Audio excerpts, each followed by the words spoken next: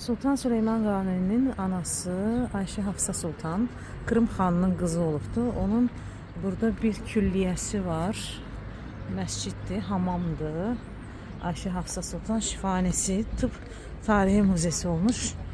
Ücretsizdir, yani pulsuzdur. Bir bura girək, baxaq görək nə var içində. Ayşə Hafsa Sultan bu xanımdır. Kırım xanından gəlmiş və Sultan Süleyman Qanuninin anasıdır. Bu da şəfane olubdu. O vaxtı xəstəlikləri müalicə edəndə bura gəlmişlər. İndi tip tarixi muzeyi kimi adlanır. Girmək istədiyimiz muzey tədavi və akıl ruh hastalıqları.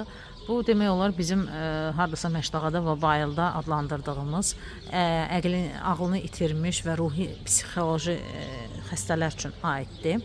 Amma burada bir maraqlı bir məqam var ki, burada bir plakat var və burada yazılıb ki, o vaxtı deməli Türk İslam dünyasında bax bu cür görsüz musiqi çalanlar var.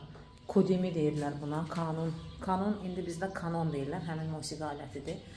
Bu cür sakit, buna neyran deyirlər. Hastalara orientasyon eğitimi, yəni sakit, indiki bizim dillə desək relax music var YouTube kanalında. Həmin o relax music, yəni sakitləşdirici mahnılar çalınmışdır ruh xəstələri müalicə etmək məqsədi ilə. Amma burada bir diqqətimi çəkən bir şey var ki, bunlar yəni türklərin özləri muzeydə bu cür plaketdə yazıblar ki, lampa da var, şam da var. Necə ki indi müasir dildə masajlar, sakitləşdirici masajlar olur. Şamlar yandırırlar, mumlar yakırlar, sonra sakit mahnılar qoyurlar. Bu dövrdə deməli həmin o dövrdə, qədim dövrlərdə, Osmanlı dövründə həmin ruhi xəstələri bax bu cür müalicə edilmişlər. Bu həsir bilmirəm nə üçün imiş. Bilmirəm, bəlkə də həsirdə nəysə şıqqıltılı səs buraxırmış və bununla xəstələr müalicə olunmuş, yəni sakitləşdirici musiqilərlə. Amma burada yazıldığına görə həmin dövrdə Avropada ruhları şeytan tərəfindən ələ keçirilmiş təhlükəli yaratdıqlar kimi yəni hesab edirdilər. Ruhi xəstələri, yəni şeytanlar tərəfindən ələ keçirilmiş xəstə insanlar hesab edirdilər və həmin insanları müalicə etmək əvəzinə tonqalda yandırırmışlar.